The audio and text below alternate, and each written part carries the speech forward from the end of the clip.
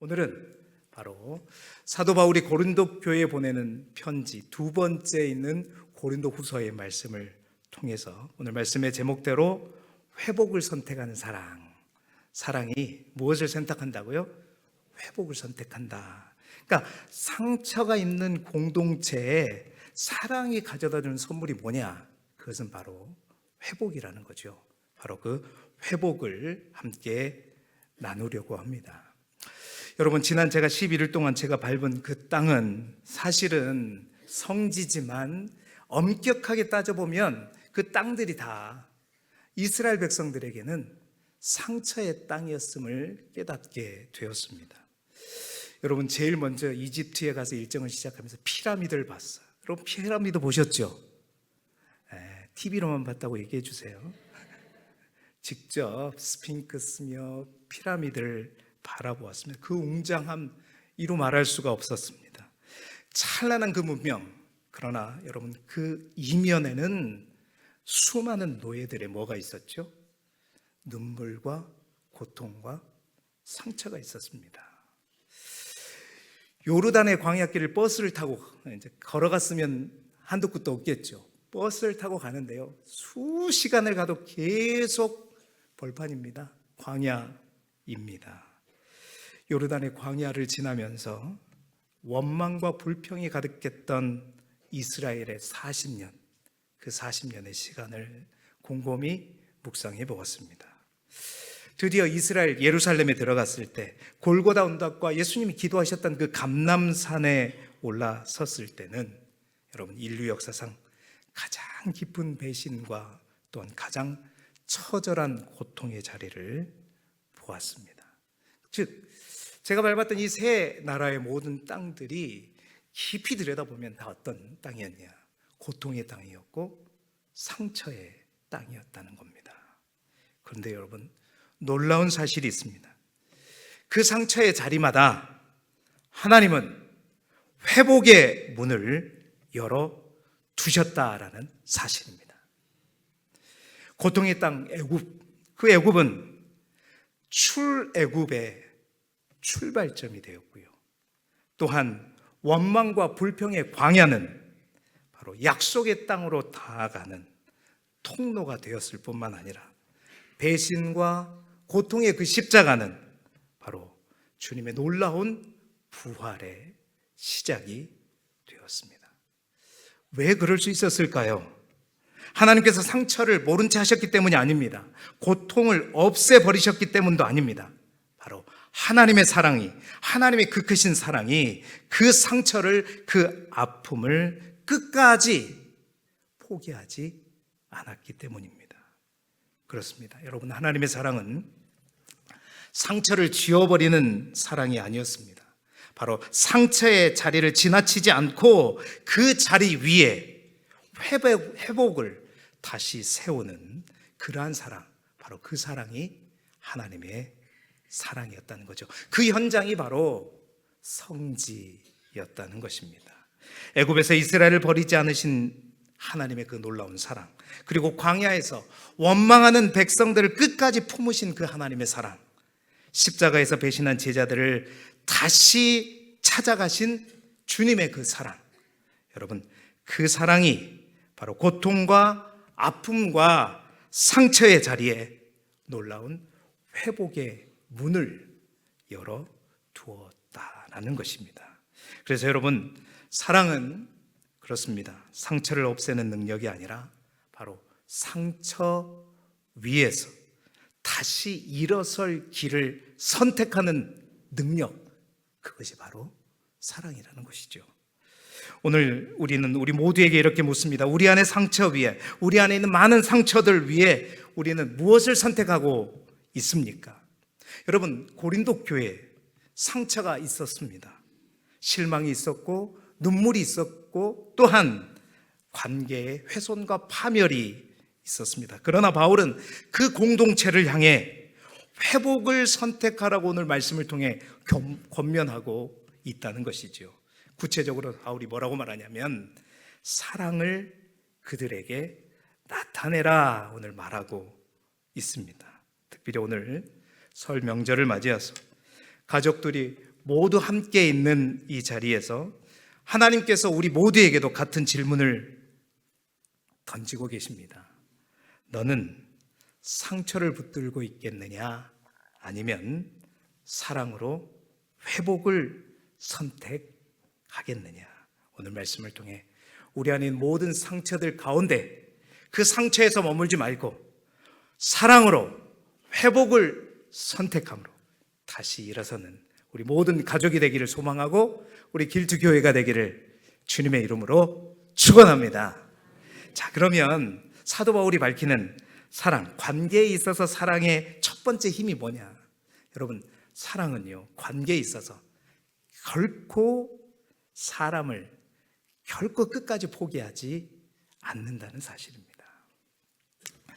고린도 교회 안에는 여러분 큰 죄의 사건이 있었습니다. 바울은 그 죄에 대해서 그냥 넘어가지 않았습니다.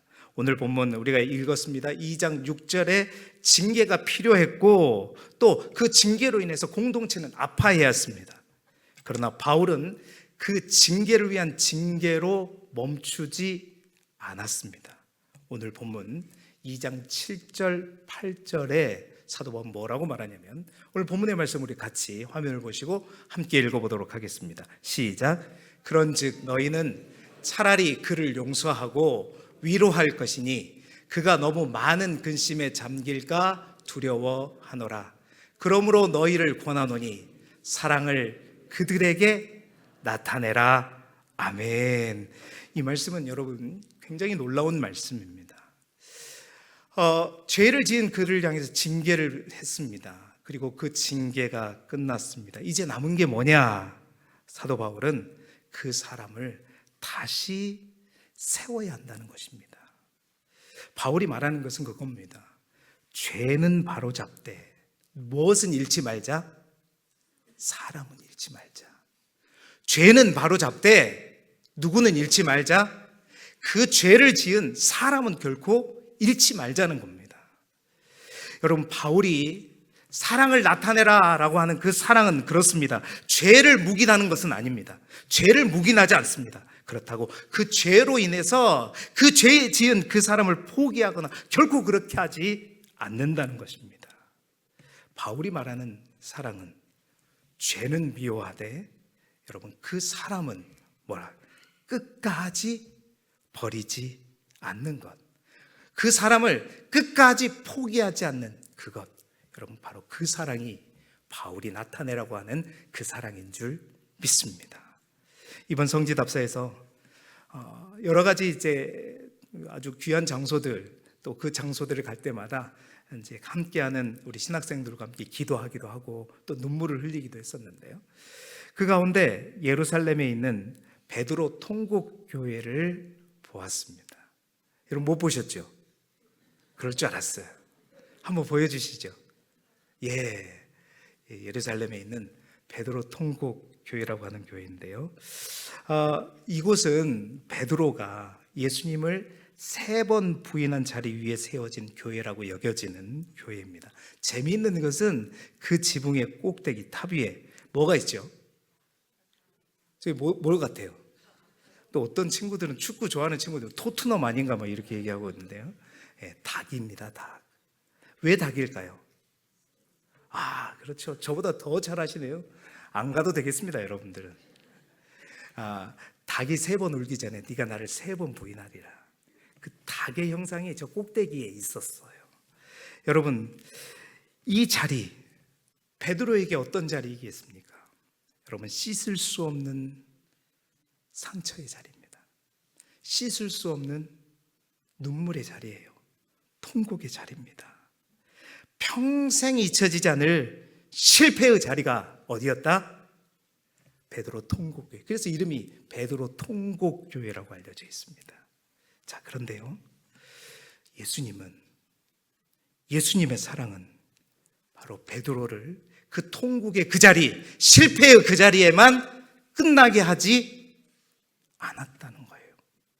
이틀 후에 우리 발걸음을 옮겨서 여러분 갈릴리에 갔어요. 제가 갈릴리 마을 가보니까 꼭 포도 같아요. 안 가보니까 웃죠. 뭐냐면 머물고 싶은 땅, 이 갈릴리에서 좀 살아봤으면 좋겠다 하는 싶은 땅. 그 갈릴리에 많은 유적지가 있는데 여러분, 그 갈릴리에 있는 바닷가에, 호숫가 가에 있는 아름다운 교회 하나를 보았는데, 그 교회가 뭐냐면 베드로 수익권 교회라고 하는 교회였습니다. 안 보셨죠? 보여드리겠습니다. 바로 이 교회예요. 저 교회가 수익권 교회인데 바로 앞에 뭐가 있죠? 갈릴리 호수입니다. 이 자리가 뭐냐면 부활하신 예수님께서 다시 물고기를 잡으러 호숫가에 온 베드로를 찾아오셔서 베드로를 불러들여서 고기를 구워 먹은 그 장소. 그래서 그 자리에서 뭐라고 했어요? 네가 나를 사랑하느냐. 이 예배당 안에 옆에 그림 있죠. 안에 들어가니 큰 바위가 있었습니다. 여러분, 그 바위가 어떤 바위일까요? 예수님께서 숯불을 피우시면서 베드로와 마주 앉으셨던 자리라고 전해지는 그 바위. 그 바위를 덮어서 교회를 만들었더라고요. 여러분, 그 자리에서 예수님은 숯불을 피우시면서 주님은 베드로에게 물으셨죠. 뭐라고?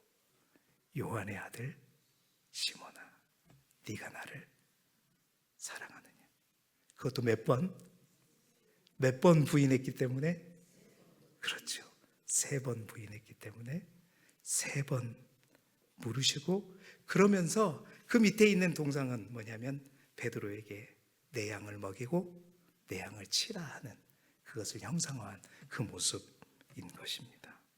사명을 주셨죠. 그래서 베드로의 그 수익권을 다시 회복시키는 교회, 베드로 수익권 교회라고 이름이 붙여진 교회였습니다. 그렇습니다. 하나님은, 우리 주님은 통곡의 자리에 있는, 슬픔의 자리에 있는, 그 눈물의 자리에 있는 베드로를 그치지 않고 그의 죄, 그의 안타까운 실수는 분명히 있었지만 베드로를 포기하지 않으셨어요. 죽으시고 부활하신 이후에 다시 오셔서 우리 주님은 베드로를 찾아가셨습니다.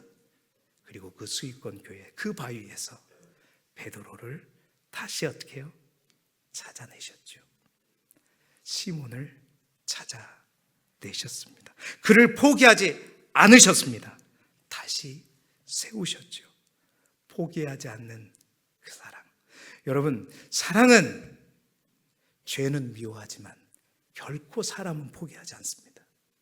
주님의 사랑도 마찬가지고 우리를 향한 하나님의 사랑도 마찬가지인 것입니다. 여러분, 고린도 교회는 그 죄 지은 그 사람을 밀어낼 수도 있었습니다. 한번 잘못했으니 너는 끝이다. 공동체를 어렵게 했으니 너는 책임져라. 그러나 바울은 오늘 말하고 있습니다. 그가 너무 많은 근심에 잠길까 두려워한다.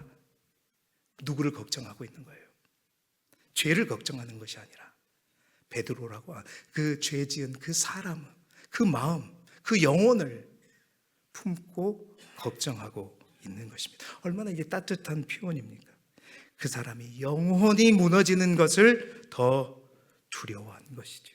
사랑하는 성도 여러분, 우리 가운데, 우리의 공동체 가운데, 우리의 가정과 주님의 몸된 우리 길주교회 가운데 이러한 사랑이 넘치기를 주님의 이름으로 축원합니다. 사랑하는 여러분, 우리의 가정에도, 우리 교회 안에도 이런 자리가 있지 않습니까?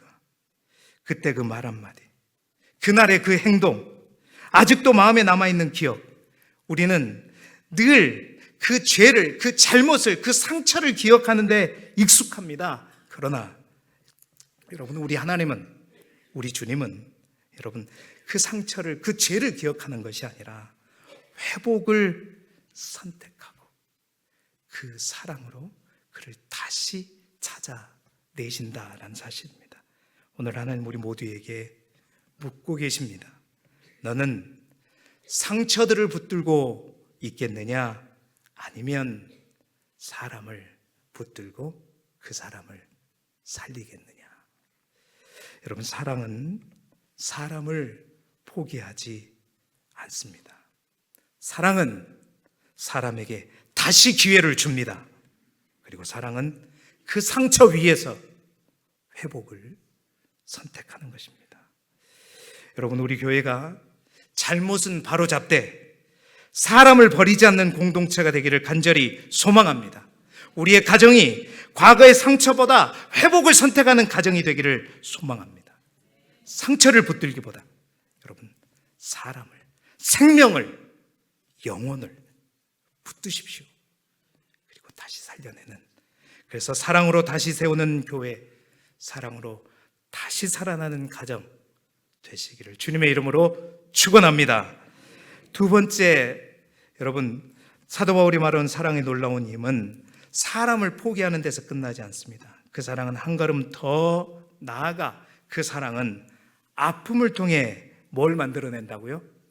회복을 만들어냅니다. 여러분, 사랑은 아픔을 통해 회복을 만들어낸다. 오늘 제가 본문으로 제시한 고린도후서 7장에 있는 말씀, 7장 8절 말씀입니다. 함께 같이 읽어보실까요? 시작. 그러므로 내가 편지로 너희에게 근심하게 한 것을 후회하였으나 지금은 후회하지 아니함은 그 편지가 너희로 잠시만 근심하게 한 줄을 알미라. 아멘. 바울이 솔직하게 고백합니다. 내가 그 편지를 쓰고 나서 마음이 아팠다는 거예요.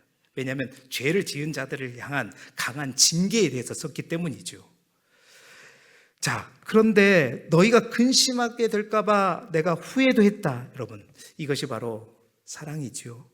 바울은 무감각한 지도자가 아니었습니다. 상처 주는 것이 아무렇지도 않은 그런 사람이 아니었습니다. 그러나 바울은 말합니다. 뭐라고? 지금은 후회하지 않는다. 왜입니까? 바로 이어지는 10절 말씀 우리 다시 한번 같이 읽어보겠습니다. 시작.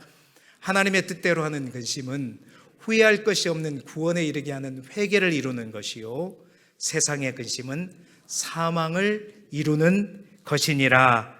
아멘.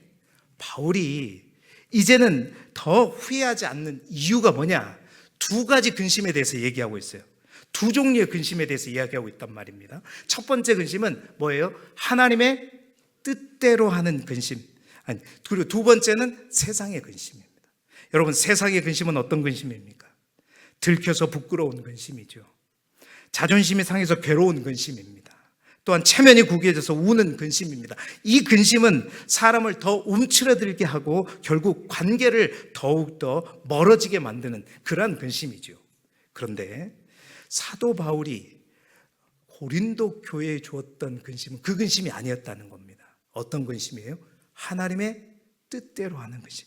여러분, 하나님의 뜻대로 하는 근심은 역시 근심입니다. 그래서 눈물이 납니다. 그러나 그 눈물은 사람을 무너뜨리는 눈물이 아니라 사람을 살리는 눈물이었다는 겁니다. 회개로 이어지는 눈물이었다는 거죠. 바로 회복으로 이어지는 아픔이었다는 것입니다. 여러분, 사랑은 그렇습니다. 진정한 사랑은 아픔을 피하지 않습니다. 그러나 사랑은 아픔을 방치하지도 않습니다. 사랑은 그 아픔을 통해 새로운 생명을 다시 만들어내는 것입니다. 베드로 수익권 교회에서 예수님께서 다시 만들어낸 생명이 바로 다시 그 사명을 주는 놀라운 회복이었죠. 또한 성지답사에서 제가 서두에 말씀드린 대로 요르단 광야를 지났습니다. 버스를 타고 지나고 한 번씩 이제 휴게실에서 화장실 가서 내릴 때마다 그냥 허허벌판이야. 제가 요르단 광야의 사진을 하나를 갖고 왔는데요. 한번 보여주셔 볼까요? 멋지죠? 아, 누굴까요? 모릅니다. 사진으로 보면 멋져 보이죠? 아름다워 보이죠?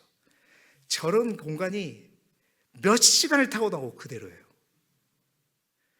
여러분, 저곳에서 과연 내가 혼자 떨어져 있으면 살아날 수 있을까?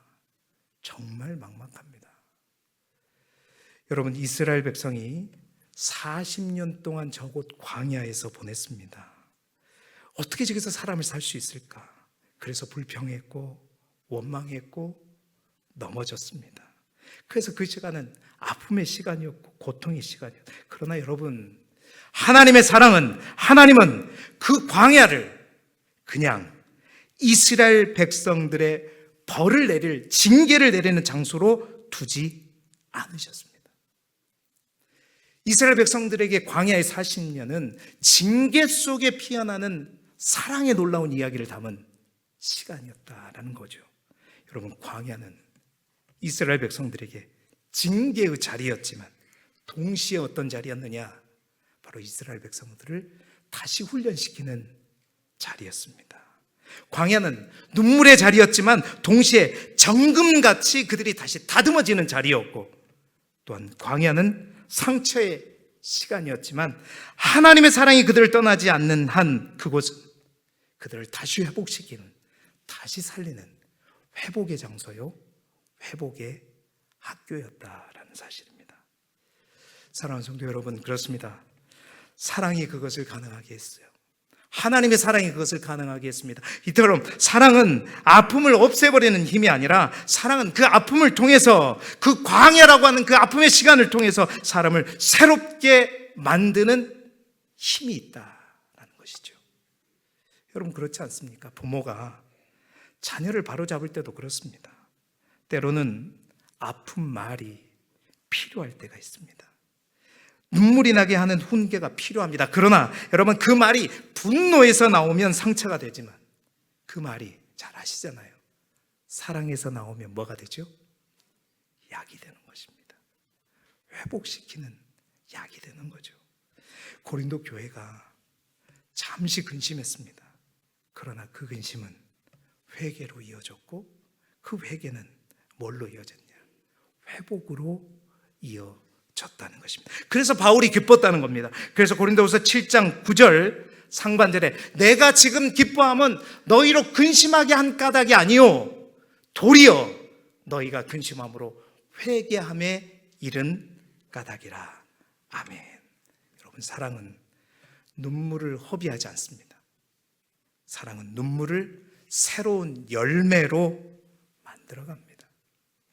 그러므로 사랑하는 성도 여러분, 명절을 맞아 가족들이 다 모였습니다. 어쩌면 우리의 가정 안에도 여러분, 말하지 못할 아픔이 있을 수 있습니다. 묵혀둔 오해가 있을 수 있습니다. 그냥 그 일은 덮고 그냥 가자 하면서 지나온 시간들이 있을 수 있습니다. 그러나 여러분, 사랑은요, 차가운 침묵이 아니라, 덮는 것이 아니라, 사랑은 회복을 위해 용기를 내는 것입니다. 그 용기를 냈을 때 근심할 수 있어요. 아플 수 있어요. 그러나 그 근심은 세상의 근심이 아니라는 것입니다. 하나님의 뜻대로 하는 근심이라는 것입니다. 그 하나님의 뜻대로 하는 그 근심은, 그 근심이 회개로 이어지고, 그 회개가 회복으로 이어지고, 그 공동체는, 그 가정은 더욱더 사랑으로 단단해지는 것이죠.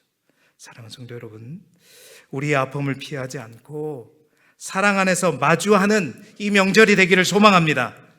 여러분 가정 안에, 우리 교회 안에 근심이 회개로 이어지고, 회개가 회복으로 이어지는 그 놀라운 은혜가 있음으로 말미암아 아픔을 통해 더욱더 단단해지는 여러분의 가정이 되기를 소망하고, 우리 교회가 되기를 주님의 이름으로 축원합니다. 마지막으로, 사랑은, 관계에 있어서 사랑이 필요한 또 한 가지 귀한 사실을 언급하고 있습니다. 뭡니까? 사랑은 사탄의 틈을 막는다는 겁니다. 여러분, 오늘 2장 11절에 아주 무서운 말입니다. 2장 11절 말씀 우리 같이 읽어볼까요? 시작. 이는 우리로 사탄에게 속지 않게 하려 함이라. 우리는 그 계책을 알지 못하는 바가 아니로라. 아멘. 여러분, 이 말씀은 단순한 경고가 아닙니다. 경고가 아닙니다. 용서하지 않으면, 회복을 미루면, 사랑을 미루면 그 틈 사이로 누가 역사한다? 사단이 역사한다는 겁니다. 여러분, 사단이 사용하는 것은 상처 그 자체가 아니라는 겁니다. 죄 그것이 아니라는 거예요. 바로 그 사탄이 이용한 것은 그들을 향한 용서를 미루는 시간, 아직은 아니야 하면서 붙들고 있는 그 시간, 그 틈을 타고 사단이 역사한다는 거죠. 마지막으로 성지답사 가운데 한 가지 또 인상적이었던 장소 하나만 더 소개하고 마칠까 합니다. 여러분, 성지답사에서 사해 서쪽 절벽에 있는 마사다 요새 안 가보셨죠? 보여드리겠습니다. 마사다 요셉. 여러분, 진짜로 저기 가보시면 그냥 입이 쩍 벌어집니다. 저기 높이가 땅바닥에서부터 얼마냐면요, 450m예요. 저 위에 저기 평지까지 올라가려면 케이블카를 타고 올라가야 됩니다. 걸어가는 길이 있어요. 뱀처럼 꾸불꾸불해갖고 걸어갑니다. 자, 그 450m 절벽 위에 평지에 세워진 요새. 여러분, 이 땅에 이곳에 유대 이제 AD 70년 예루살렘이 로마에 의해서 함락됐을 때 유대의 열심당원 960명이 이곳으로 도피했습니다. 여러분 보십시오. 이곳이 바로 주전 1세기 전에 헤롯 대왕에 의해서 만들어진 요새인데요. 잘 보시면 난공불락의 요새예요. 절벽, 여러분 그 절벽이 여러분 거의 무너질 수가 없습니다. 아주 단단한 돌인데요, 절벽 그 자체가 방어벽이었어요. 누가 저 절벽을 타고 어떤 군대가 올라올 수 있겠습니까? 그러니까 올라오지도 못해요. 그 뱀길처럼 한 사람만 겨우 지나가는 그 길에 딱 문 앞에 잠가놓으면 아무도 들어올 수가 없습니다. 오늘처럼 케이블카가 있는 것도 아니고. 자, 그러나 로마 군대가 이 요새를 어떻게 해요? 무너뜨렸습니다. 제가 로마 군대를 자랑하려고 하는 게 아니에요. 어떻게 무너졌느냐? 여러분, 이 마사다는 절벽 때문에 무너지지 않았습니다. 바로 그들이 방치했던 한 방향 때문에 무너졌는데, 이 요새를 어떻게 뚫고 로마군이 들어갔냐면 다음 그림을 보세요. 자, 보세요. 저 절벽 서쪽 뒤쪽에 로마가요 어떻게 했냐면 하루하루 어떻게 해요? 조금씩 인공 경사를, 흙을 부어가지고 인공 경사를 저렇게 만든 거예요. 붓고 우리는 안전하다, 괜찮다. 그러다가 어떻게 서쪽 뒤에 램프가 뚫린 겁니다. 그래서 저 요새가 완전히 탈환당했어요. 그래서 960명이 다 자결했다고 하는데, 그 중에 살아남았던 사람이 있어서 이런 역사들이 전해져 왔다고 얘기하는 것입니다. 잘 보십시오. 여러분, 이 모습을 보면서 사단이 이렇게 로마군처럼 우리를 공격하는 것이 아닌가 싶다라는 것입니다. 교회가 큰 죄로 무너지는 것이 아니라는 것입니다. 조금 더 두자. 왜 내가 먼저, 아직 마음이 정리가 안 됐어, 내가 미루는 그 시간 속에 그 여러분 그 틈을 누가 타고 드는 거예요? 로마군이 타고 들듯 사단은 끊임없이 그 틈을 타고 역사하는 것입니다. 그래서 건강한 교회, 흔들리지 않는 교회를 무너뜨리는 거예요. 그래서 사도 바울은 말합니다. 우리는 사탄의 계책을 잘 안다고. 그러니 그 틈을 우리가 허락하지 말자. 그 틈을 막아주는 것이 뭐냐? 그 틈을 완전히 봉쇄하는 것이 뭐냐? 그것이 바로 사랑이라는 겁니다. 사랑으로 그 틈을 메꾸자. 사랑으로 그 틈을 감싸자라는 것입니다. 여러분, 사랑은 그렇습니다. 내 마음이 다 정리된 다음에, 내 감정이 준비된 다음에 용서하고 대화하고 나아가는 것이 아니라, 사랑은 먼저 회복을 선택하는 것입니다. 선택하고 결단하는 거예요. 그게 바로 사랑입니다. 마음이 다 정리돼서가 아니라 용서를 선택함으로 그 마음이 따라오게 하는 것, 이것이 바로 사랑입니다. 여러분, 교회도 그렇습니다. 가정도 그렇습니다. 상처를 오래 붙들수록 그 틈은 더욱더 커질 뿐만 아니라, 커지는 그 틈을 향해 사단이 싸웁니다. 점점점 싸웁니다.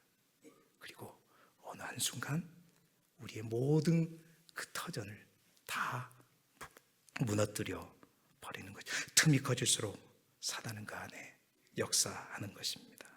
사랑하는 성도 여러분, 이 명절을 맞이해서 오늘 이 예배를 마치고 우리 안에, 우리 가족들 안에 어색한 가족들이 있다면, 혹 상처로 인해서 내가 아직도 다가가지 못하고 그 틈을 누군가에게, 사단에게 주고 있는 틈이 있다면, 여러분의 가정에 있는 그 틈을 사랑으로 메꾸시기를 소망합니다. 주님의 몸된 교회 안에도 이 틈이 중요합니다. 여러분, 그 틈을 만드는 자가 되지 마시고 그 틈을 사랑으로 메꾸는 자가 되시기를 바랍니다. 그래서 우리 교회가 사랑으로 하나 될 수 있도록, 사탄에게 농락당하지 않도록 우리를 지켜가는, 주님의 몸된 교회를 지켜가는 사랑하는 우리 기초교회가 되기를 주님의 이름으로 축원합니다. 사랑하는 여러분, 이제 말씀을 마무리하면 우리는 성지의 상처난 땅을 통해, 그리고 고린도 교회의 눈물을 통해 한 가지를 분명히 보았습니다. 상처는 피할 수 없지만 여러분, 상처 위에서 우리가 무엇을 선택할지는 우리의 몫이라는 사실을 분명히 깨달아야 합니다. 하나님은 애굽에도 광야에도 십자가에도 포기하지 않으셨습니다. 그 사랑이 회복의 문을 열었습니다. 이제 그 사랑이 우리 안에서 이어져야 될 것입니다. 상처를 붙이지 말고 여러분, 사랑을 끝까지 포기하지 말고 붙으십시오. 아픔을 피하지 말고 사랑으로 회복을 선택하십시오. 그리고 사탄에게 여지를 주지 마십시다. 틈을 주지 마십시다. 우리가 먼저 손을 내밀 때, 그 사랑으로 그 틈을 덮을 때 우리의 가정이 살아나고 교회가 다시 살아나게 될 것입니다. 우리 모두가 회복을 선택하는 사랑의 길을 걸음으로 상처 위에 다시 사랑을 세우는 교회, 끝내 하나가 되는 주님의 교회, 주님의 공동체가 되기를 그리스도 예수 이름으로 축원합니다.